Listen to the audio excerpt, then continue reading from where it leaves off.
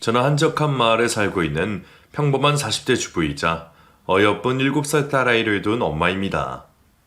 이 채널의 사연자님들을 보면 다들 충격적인 일을 겪으셨던데, 저와 제 딸이 겪었던 사건은 모든 사연을 합친 것보다 끔찍하고 경압스럽답니다. 제가 얼마나 분노했던 일인지 이야기를 펼쳐볼게요. 부디 끝까지 들어주시고 저희 모녀에게 힘이 돼주는 한마디를 해주셨으면 감사하겠습니다.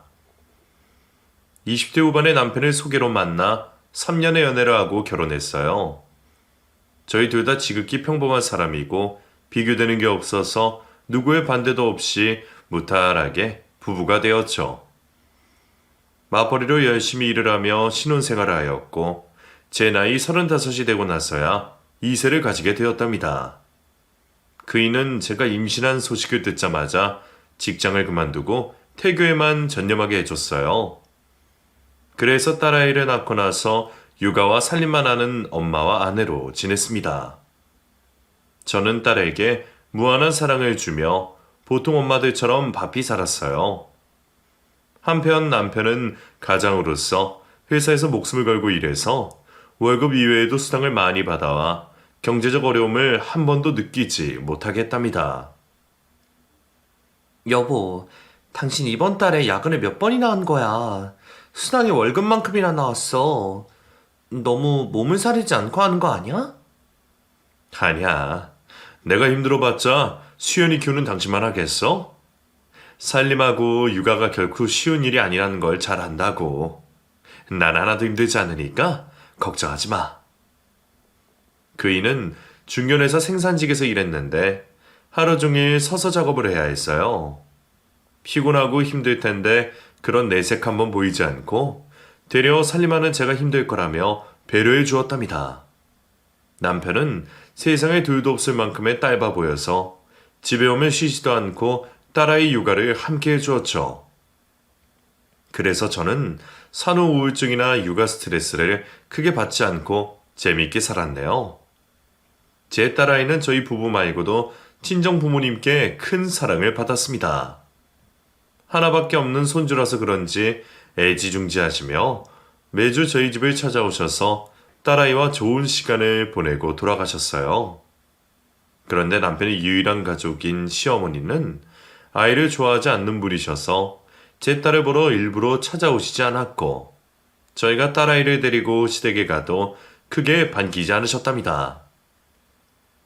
며느라, 네 딸 오줌 쌌나 보다. 냄새 나니까 기저귀 좀 갈아주거라. 어머님, 지금 식사를 준비하는 중이니 어머님이 가르치시면 안 될까요? 부탁 좀 드릴게요. 예, 내가 밥 차릴 테니까 네가 기저귀 갈아라. 난 애 보는 게 성격상 맞지 않아. 네? 알겠어요. 그럼 상 좀 마저 차려주세요. 시어머니는 당신의 손녀가 남이라도 되는 듯이 거의 안아주지 않았어요. 조금 서운하긴 했지만 사람마다 성향이 다른 거라 생각하고 이해하려고 했습니다. 세월이 흘러 딸아이가 5살이 되어 유치원에 들어갔어요. 콩알 만한 녀석이 언제 그렇게 자라서 유치원에 가게 됐는지 볼 때마다 신기했답니다. 날씨가 더워질 때까지 유치원에 잘 다니고 있었는데 코로나라는 전염병이 퍼지며 난리가 났어요. 모두들 잘 아시겠지만 유치원이나 학교 다 모두 난리여서 아무데도 나가지 못하고 집에서만 지내야 했죠. 제 딸은 성격이 내성적이고 조용한 아이여서 저와 집에서 답답하게 지내도 짜증 한 번 내지 않았어요. 미운 5살이라고들 하는데 제 딸은 때도 쓰지 않고 너무 온순해서 제 몸과 마음이 항상 편안했답니다. 수연아, 집에만 있어서 지루하지 않아? 난 엄마랑 있으니까 좋아. 같이 요리도 하고 글쓰기도 하니까 재미있어. 친구들 보고 싶지 않아? 나중에 볼 수 있으니까 괜찮아. 우리 딸 엄마를 편하게 해줘서 고맙네. 놀러 나가자고 때도 쓰지 않고 심심하다고 투정도 부리지 않고 말이야. 딸아이는 제가 집안일을 할 때면 말없이 옆에서 청소를 거들거나 얌전히 공부를 했답니다. 그래서 전 코로나가 기승을 부려도 큰 어려움 없이 육아와 살림을 이어나갈 수 있었어요. 하지만 문제는 다른 데 있었어요.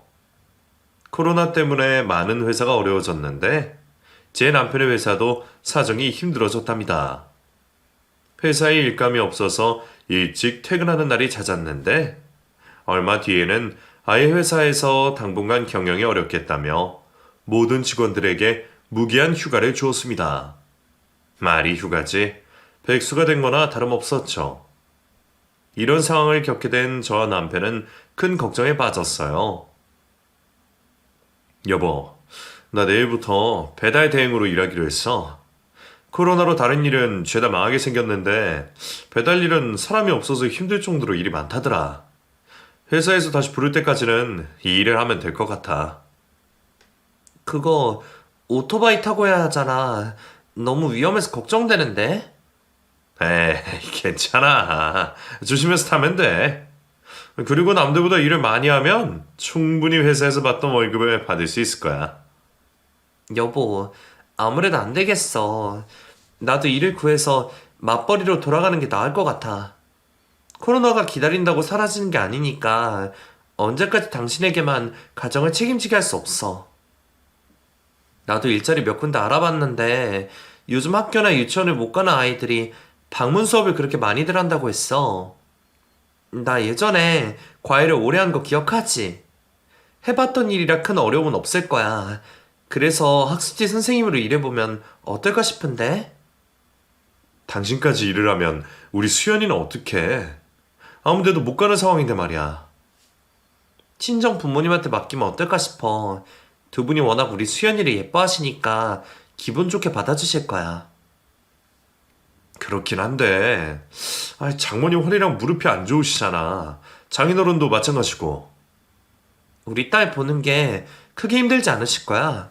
수연이가 워낙 조용하고 얌전하니까 충분히 돌봐주실 수 있을 거라고. 내가 멀쩡한 게 회사를 잘 다니고 있었으면 이런 고민을 할 일도 없었는데. 여보, 미안해. 당신이 왜 미안해. 지금 힘들지 않은 사람 하나 없어. 길거리 맛집 식당을 봐봐. 죄다 망했다고. 그래도 우린 할 수 있는 일이 있으니까 감사하게 생각하고 살자. 그래서 저는 학습지 방문 교사로 일하기로 했답니다. 친정 부모님께 미리 말씀을 드려서 수연이를 부탁하려고 했죠. 그런데 예상치 못하게 시어머니가 먼저 연락을 주셨습니다. 제가 취직한 사실을 알고 손녀가 걱정이 되셨는지 당신이 돌봐주는 게 어떻겠냐고 하시더라고요. 아범하고 며느리? 너희가 고생이 많게 생겼구나. 그래도 어찌하겠느냐. 코로나 때문에 세상이 이렇게 되어버린 걸. 그래서 내가 너희를 돕고 싶어서 찾아왔다. 수연이를 내가 봐주면 어떻겠냐? 어머님이요? 어머님 애 돌보는 거 싫어하시잖아요. 물론 수연이가 얌전하고 온순해서 크게 힘들진 않으시겠지만 그래도 아이를 돌본다는 건 보통 일이 아닐 거예요. 그리고 저희 친정에서 수연이를 봐주시겠다고 했고요. 생각해 주셔서 감사하긴 하지만 괜찮습니다. 얘는 안 싸도 몸 아픈 걸 생각 안 하니? 작년에 무릎 수술까지 받으신 양반한테 애를 맡기는 건 무리야. 난 아픈 곳 하나 없으니 나한테 맡겨라. 내가 성심성의껏 돌보마. 빈말로 하는 소리 아니야? 시어머니가 까칠하긴 했지만 남편을 훌륭하게 잘 키우셨으니 제 딸도 다르지 않을 거라는 생각이 들었습니다. 그리고 몸이 아픈 친정엄마께 부탁드리는 것보다 낫겠다는 판단이 들었어요. 아, 듣고 보니 그렇게 하는 게 좋을 것 같네요. 그럼 어머님께 부탁 좀 드릴게요. 감사해요. 부탁은 무슨? 내 손녀 내가 돌보겠다는데 뭐가 감사하다는 거냐? 네, 어머님. 그럼 모레부터 어머님이 수연이를 봐주세요. 제가 출퇴근하면서 어머님 댁에 들러 픽업할게요. 그래, 생각 잘했다. 내가 잘 키워줄 테니 걱정할 거 하나 없다. 그런데 며느라? 수고비는 줄 거지? 손녀를 하루 종일 보내면 돈이 안 들어갈 수가 없잖아. 어머님, 당연히 수고비를 드려야죠. 많이는 못 드려도 매달 챙겨드릴게요. 요즘 에바 주는데 드는 돈이 만만치 않게 들긴 하다만 나는 큰 돈 말하지 않는다. 매달 50만 원만 줘라. 그거면 너희도 크게 부담이 되지 않을 거라 생각한다. 네, 어머님. 그렇게 할게요. 그리고 벌이가 좋아지면 더 챙겨드릴 테니까 신경 좀 써서 수연이를 봐주세요. 그래, 알겠다. 그럼 이야기 끝났으니까 너 출근하는 날부터 바로 수연이를 데리고 오거라. 그래서 전 친정 부모님께 연락을 드리고 시어머니께 딸아이를 맡기게 되었어요. 이틀 뒤 방문교사로 일을 시작해서 아침에 수연이를 시댁에 데려다주고 제 일을 시작했습니다. 아이들을 가르친 경험이 있어서 그런지 특별히 힘들거나 어렵진 않았어요. 또 요즘 애들이 거의 다 착해서 일하는 게 즐겁고 행복했답니다. 걱정했던 딸아이도 시어머니와 지내는 게 재밌었는지 늘 미소 진 얼굴로 시댁을 향했어요. 수연아, 할머니 좋아? 응, 할머니 너무 좋아. 선수도 가르쳐주고 게임도 시켜줘. 그랬어. 할머니가 우리 수연이를 엄청 좋아하시나 보다. 수연이는 좋겠네? 응, 할머니 집에 가는 거 재밌어. 아이를 싫어하는 시어머니가 이렇게 딸아이를 잘 대해주시니 이루 말할 수 없을 만큼 감사했습니다. 저와 남편은 월급을 받아 더해봤더니 형편이 크게 어려울 것 같지 않아 시어머니께 70만 원을 드리기로 했답니다. 어머님, 많진 않지만 이거 받으세요. 전에 말씀드린 것보다 조금 더 넣어드렸어요. 그래, 고맙다. 내 이 돈은 수연이 간식 먹이는데 쓸 테니 염려 말아라. 걱정 안 해요, 어머님. 그리고 수연이한테만 쓰지 마시고 어머님 필요하신 데 있으시면 쓰세요. 요즘 수연이가 어머님과 보내는 게 재밌는지 어머님 댁에 올 때마다 콧노래를 불러요. 제가 어머님 덕분에 마음 놓고 사회생활하고 있다니까요. 정말이냐? 내가 조금 신경을 써줬더니 좋았던 모양이네.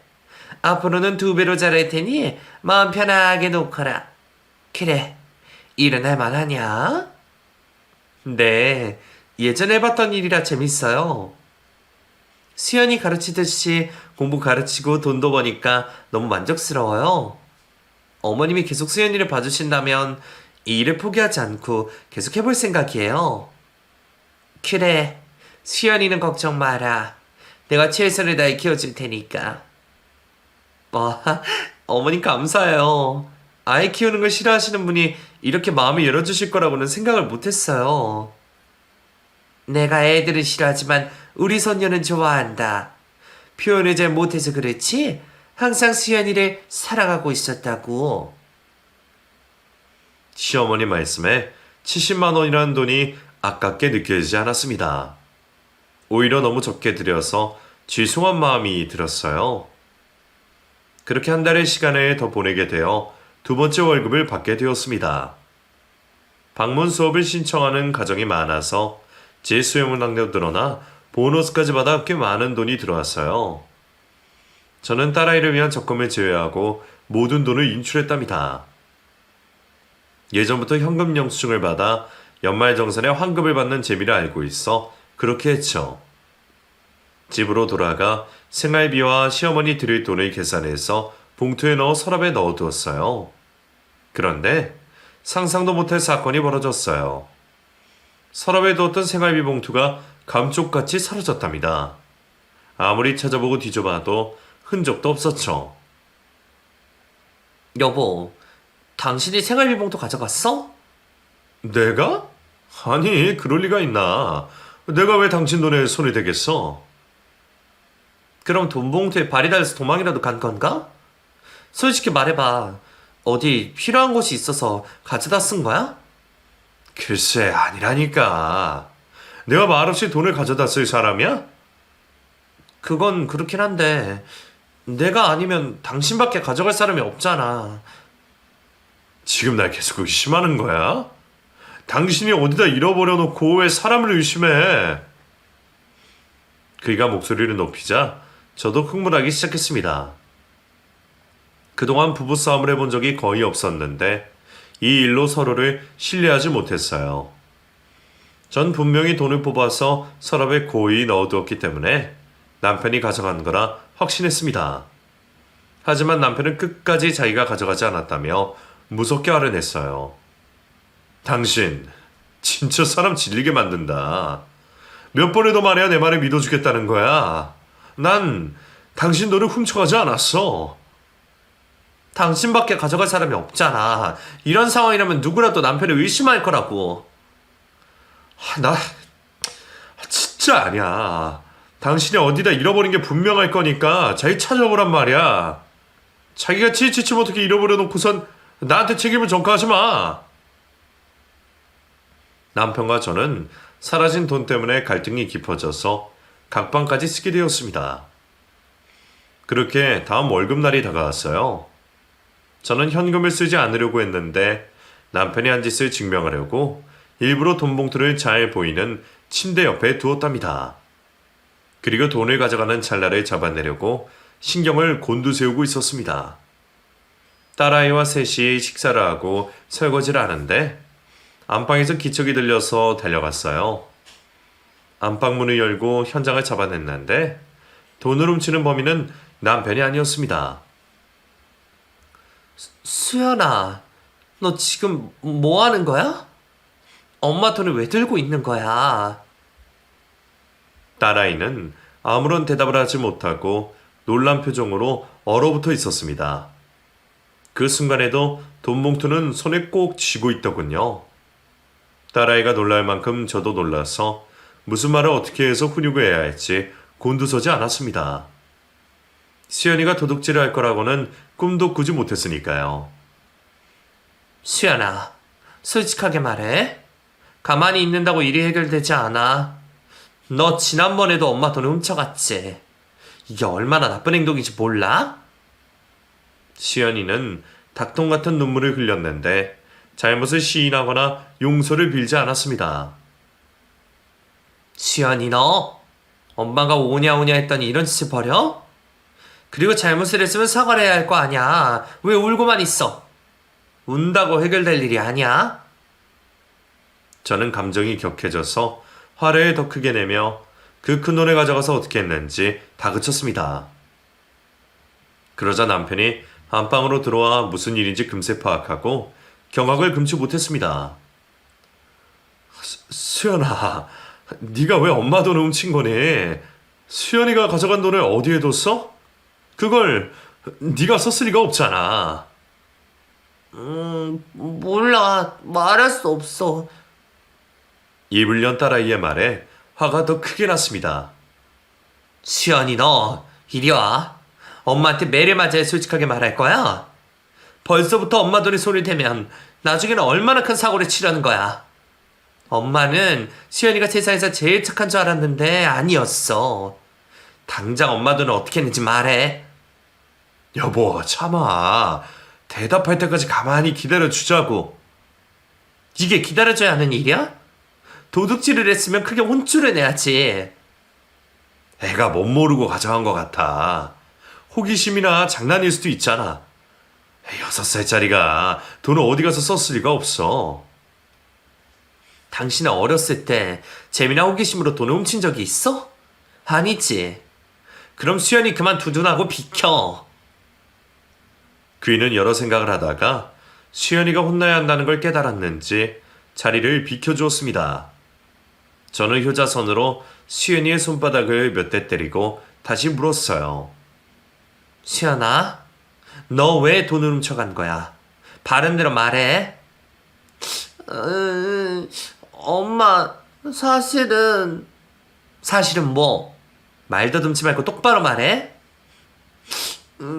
사실은 할머니가 시켰어. 엄마가 서랍에 돈을 넣어두는 것 같다고 나더러 몰래 가져오랬어. 지난달에도 돈 봉투를 훔쳐오라고 해서 할머니한테 가져다 줬어. 너 지가 할머니가 시켰다고 그랬니? 이수연, 도둑질에 거짓말까지 하는 거야. 엄마가 널 그렇게 가르쳤니? 안 되겠어. 다시 손바닥 내밀어. 이윽고 눈물이 쏙 빠지도록 혼을 냈는데 딸아이는 여전히 시어머니가 시켜서 도둑질을 했다고 말하더군요. 계속 똑같은 말을 하는 데다 눈빛이 진실을 말하는 것 같아 다시 진지하게 물었습니다. 진짜 할머니가 시켰어? 너 만약 이게 거짓말이면 엄마 아빠랑 같이 못 살 수도 있어. 경찰 아저씨가 와서 수연이를 잡아갈 거라고.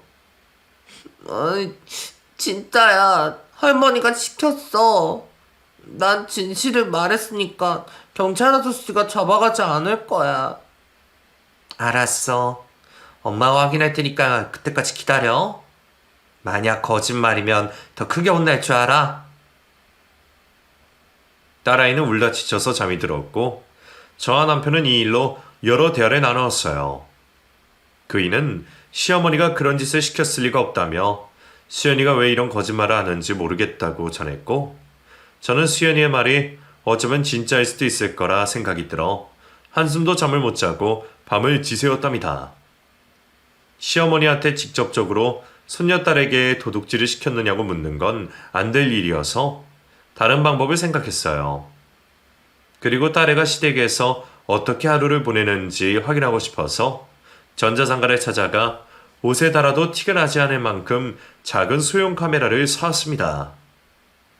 이렇게 하루 일과를 영상으로 보면 뭐라도 나오지 않을까 하는 예감이 들었죠. 다음날 수연이 티셔츠에 카메라를 달아서 시댁에 찾아갔어요. 시어머니는 여느 때처럼 수연이를 보자마자 반갑게 맞이하셨습니다. 우리 수연이 왔어? 오늘은 어제보다 더 예쁘고 귀여워졌네. 자, 엄마한테 인사하고 할머니랑 놀자. 네, 알겠어요. 엄마, 다녀오세요. 수연아. 할머니 말씀 잘 듣고 재밌게 놀고 있어. 어머님, 오늘도 잘 부탁드려요. 걱정도 태산이다. 내가 소녀딸이랑 지내는 게 얼마나 재밌는 줄 아니? 수연이는 신경 쓰지 말고 어서 가서 네 일을 해라. 네, 그럼 이따 뵐게요. 그리고 시댁을 나와 복잡한 심경을 가지고 하루 종일 힘들게 일했습니다. 시간이 어떻게 지나갔는지 모를 만큼 순식간에 날이 어둑해졌더라고요. 서둘러 시댁으로 가서 수연이를 데리고 나와 집으로 가자마자 수연이 옷에 달아두었던 카메라를 떼어내서 노트북에 연결했어요. 그리고 어떤 일이 벌어졌는지 영상으로 확인하게 되었는데 딸아이 시선으로 보인 시어머니 모습과 시댁에서의 생활은 가히 충격적이었습니다.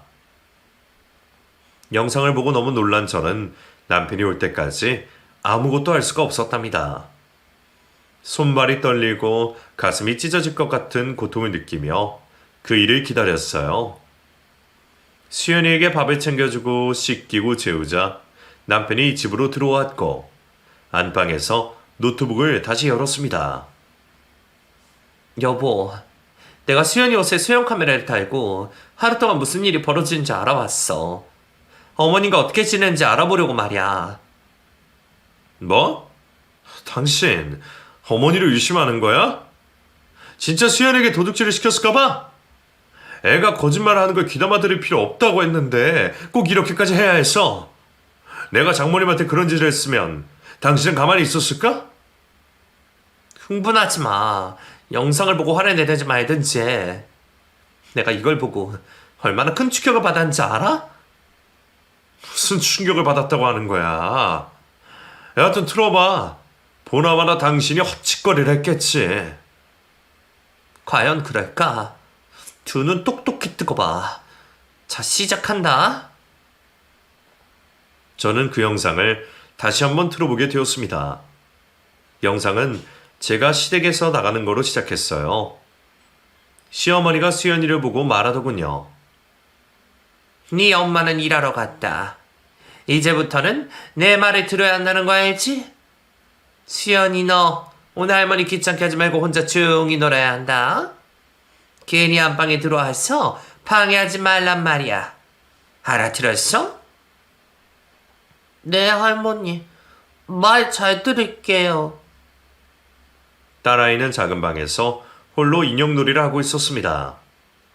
한참 동안 놀던 수연이가 배가 방에서 나와 배가 고팠는지 주방에서 먹을 걸 찾다가 이내 과자 한 봉지를 뜯어 먹었답니다.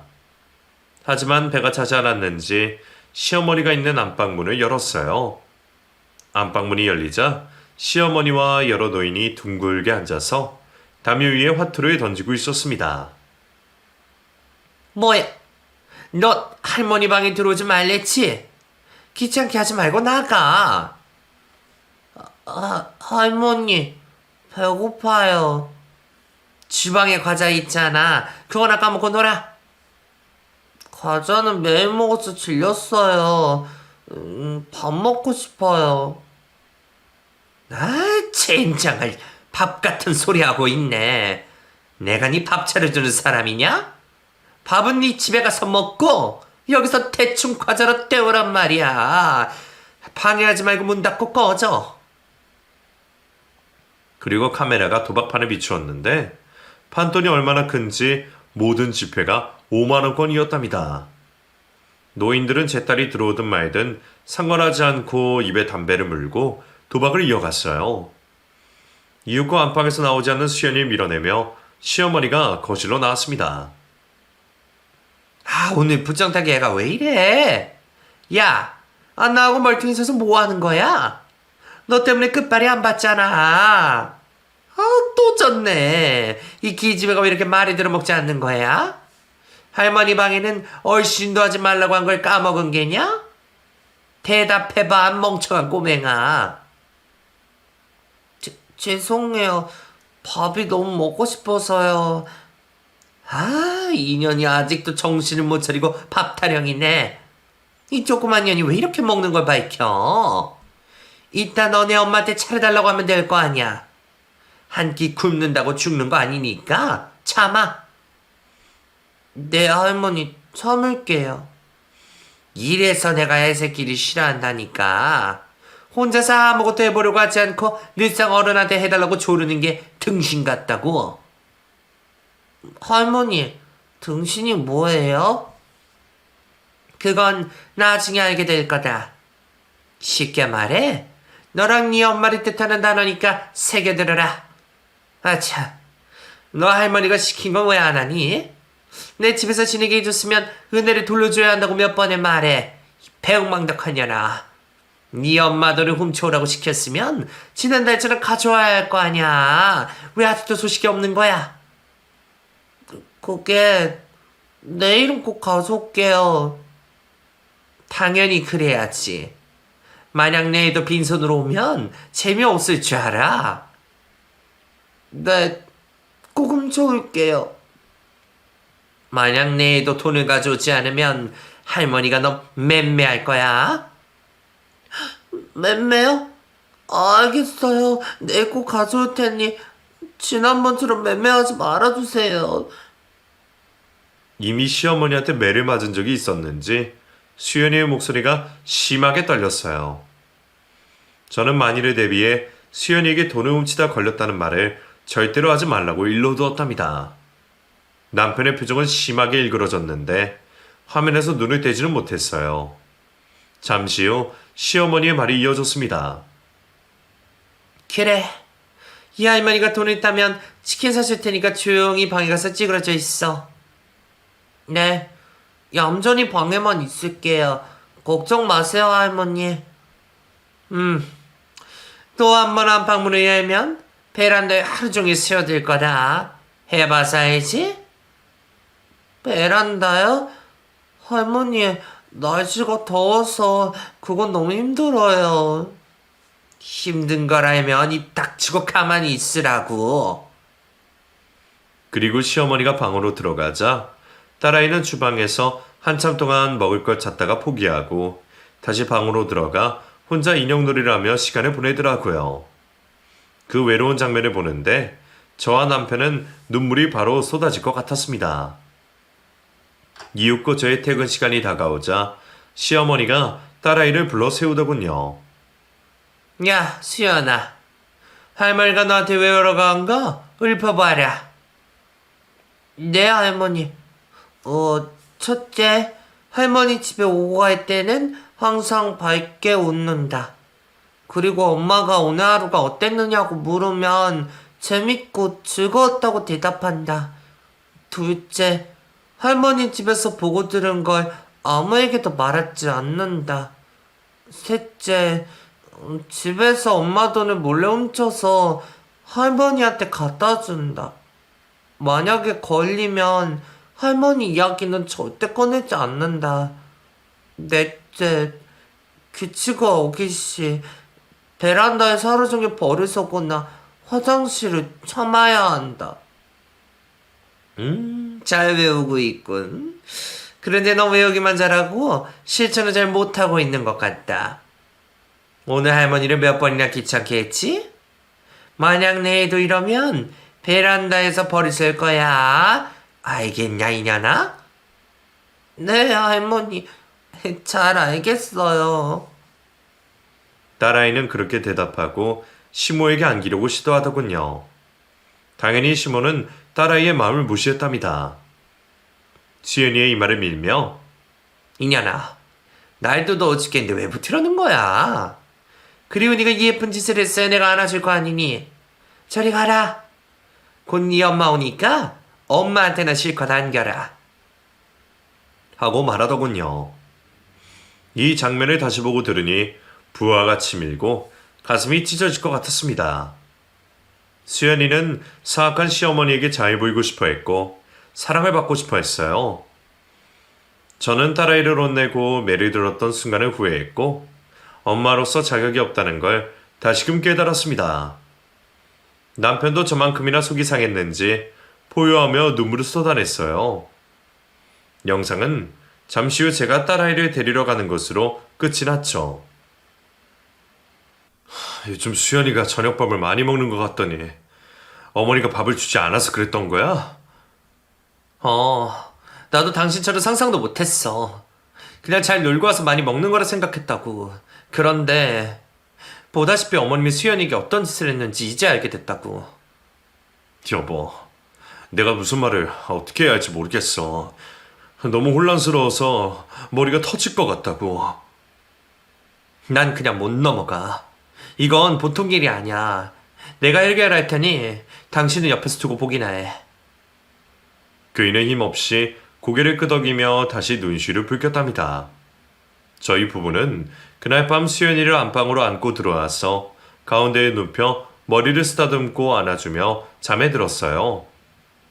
다음날 저는 시어머니한테 딸아이를 친정에 맡긴다고 연락했고 남편과 친정에 수연이를 맡기고 경찰서로 향했습니다. 형사들에게 영상을 보여주었더니 밥을 굶기고 방임한 것과 도둑질을 시킨 아동학대죄와 도박죄로 긴급 체포하겠다고 하더군요. 저와 남편은 형사들과 동행해 시댁으로 향했습니다. 이윽고 시댁 현관 앞에 도착해 초인종을 눌렀어요. 누구세요? 어머님 저예요. 반찬거리 좀 드리고 용돈 좀 드리러 왔어요. 그래 잘 왔다. 잠깐 기다리거라. 이윽고 실실 쪼개며 현관문을 열어주자 형사들이 시어머니에게 체포영장을 보여주었습니다. 이게 다 뭐야? 내가 손녀딸을 학대하고 도박을 했다고? 얘 며느라 이게 다 무슨 짓거리냐? 너 시연이한테 무슨 말을 들었길래 이따위 짓을 벌이는 거야? 어머님 저희 다 알아요. 그동안 어머님이 수연이한테 무슨 짓을 했는지 모두 알고 있다고요. 도대체 무슨 소리 하는지 모르겠구나? 난 잘못한 게 하나도 없는데 이런 취급을 당하니까 열이 받는다고? 그러자 형사들이 안방문을 열고 도박 현장을 사진으로 찍고 노인들을 모두 체포했습니다. 어머님 이러고도 거짓말 하실 거예요? 이건 그냥 재미삼아 하트 좀 친 거야. 수연이가 오늘 못 온다고 해서 친구들을 부른 거라고. 야 짭새들아, 니들이 뭔데 다짜고짜 와서 내 친구들한테 수갑을 채워? 예진여 씨, 당신을 도박 및 아동학대죄로 긴급 체포합니다. 니의 시어머니는 뒷걸음질을 치며 체포를 거부하더군요. 내가 무슨 죄가 있다고 이 난리를 치는 거야? 며느리가 날 모함하려고 꾸민 짓이지. 네 딸내미가 뭐라지 그럴지 모르겠지만 그건 다 거짓말이다. 난 세상에 둘도 없는 다정한 할머니라고. 웃기지 마세요. 제가 수연이 옷에 몰래 수영 카메라를 달아서 어머님이 무슨 짓을 벌였는지 모두 다 확인했거든요. 제 딸에게 제 돈을 훔치라고 명령하는 것부터 해서 굶기고 방해만 장면이 다 담겨 있다고요. 어머님이 그러고도 할머니라고 할 수 있어요. 사람이라고 말할 수 있냐고요. 뭐? 나한테 몰래 카메라 찍었다고? 인연이 감히 시어머니를 감시해? 그리고 시몬은 저에게 애가 한 끼 굶는다고 어떻게 되는 게 아니라고 변명했고 방임한 것도 자립심을 키우려고 한 거라고 하더군요. 또 도둑질을 시킨 건 자기가 정당하게 받아야 할 수연이 양육비라며 애 하나 돌보는데 얼마나 힘든지 아느냐며 쌍욕을 했답니다. 개 같은 오라질려나. 내가 친히 손녀딸을 잘 돌봐줬는데 그깟 일로 날 신고해? 애들은 원래 강하게 키워야 하는 법이야. 혼자 무인도에 떨어지면 살아남을 수 있도록 자립심과 독립심을 길러준 거야. 진짜 구제불능이네요. 이런 인간 쓰레기가 내 시어머니고 수연이 할머니라는 게 수치스럽고 분노가 치솟습니다. 당신이란 인간과는 앞으로 영원히 좀 만나지 않고 살아야겠어요.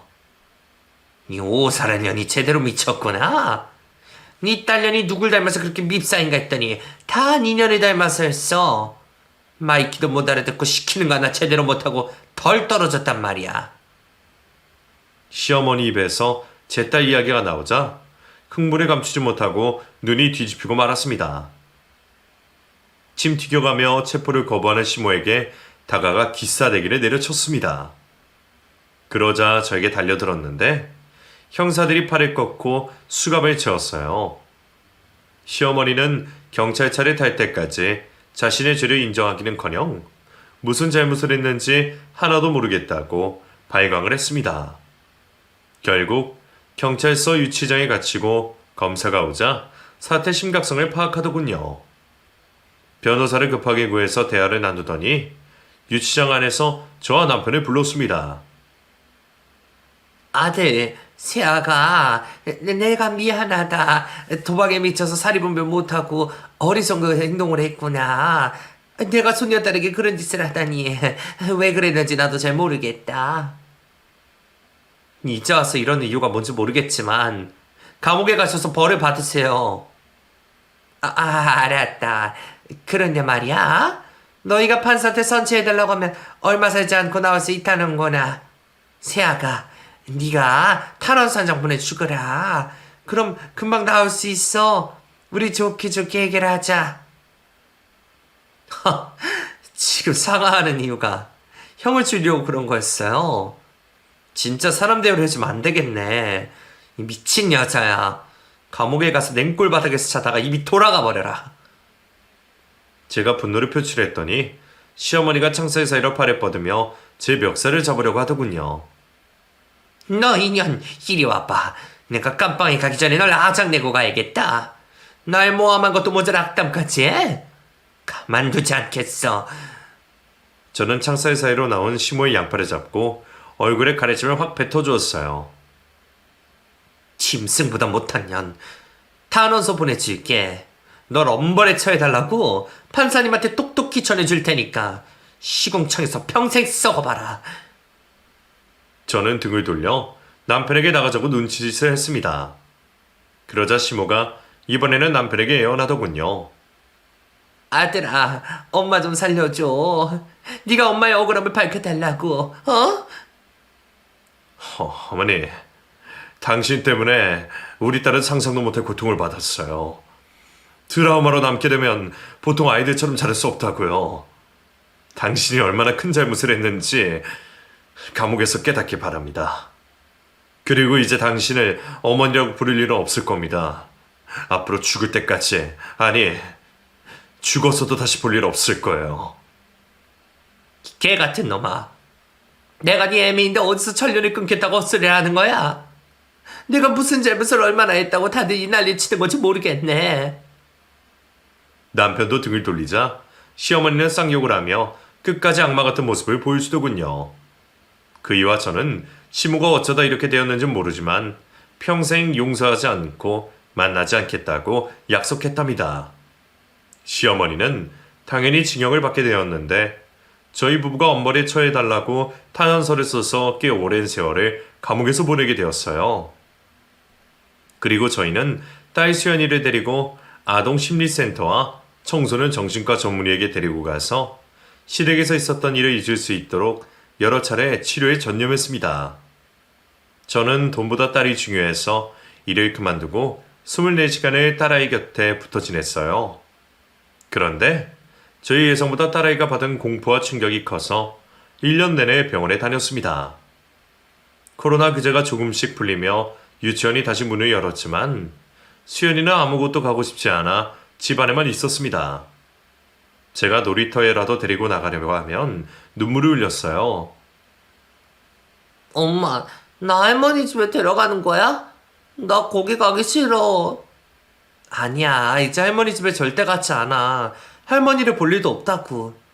집에만 있으니까 답답하지 않아? 엄마랑 놀이터 가서 놀자. 거짓말. 나 절대 나가지 않을 거야. 무섭단 말이야. 그렇게 수연이는 외출 자체를 거부했고 집안에서만 지냈어요. 저는 가슴이 미어지고 어떻게 딸아이의 마음을 돌릴 수 있을까 하고 매일 아낌없는 사랑을 주며 최선을 다했습니다. 다행히 7살 여름이 지나자 시댁에서 있었던 일들이 조금 잊혀졌는지 다시 유치원에 가고 싶다고 하더라고요. 그제야 저와 남편은 천만 다행이라는 마음이 들었고 웃으며 유치원에 보낼 수 있었습니다. 한편 코로나 규제가 풀리면서 남편이 휴직한 회사가 다시 돌아가기 시작해 배달 일을 그만두고 제 자리를 찾았답니다. 그이는 자기 엄마 때문에 이런 충격과 공포를 안겨주게 되었다며 크게 자책했고 매일같이 저와 딸아이에게 미안하다는 말을 해줬답니다. 정작 사과해야 할 사람은 끝까지 자기 잘못을 인정하지 않고 감옥에서 욕설을 담은 편지를 보내고 있네요. 4개월이 지난 요즘은 딸아이가 유치원에 잘 다니고 심리센터도 매주 빠지지 않고 나가고 있습니다. 내년이면 초등학교에 들어가게 되는데 잘 지낼 수 있을지 걱정이 됩니다. 여러분이 제 딸아이 마음의 상처가 빨리 치유되길 격려와 응원을 해주셨으면 진심으로 감사할 것 같아요. 그럼 저는 딸아이를 데리러 가봐야겠네요. 제 이야기를 귀 기울여주신 분들께 감사함을 전하고 이만 줄이겠습니다. 안녕히 계세요.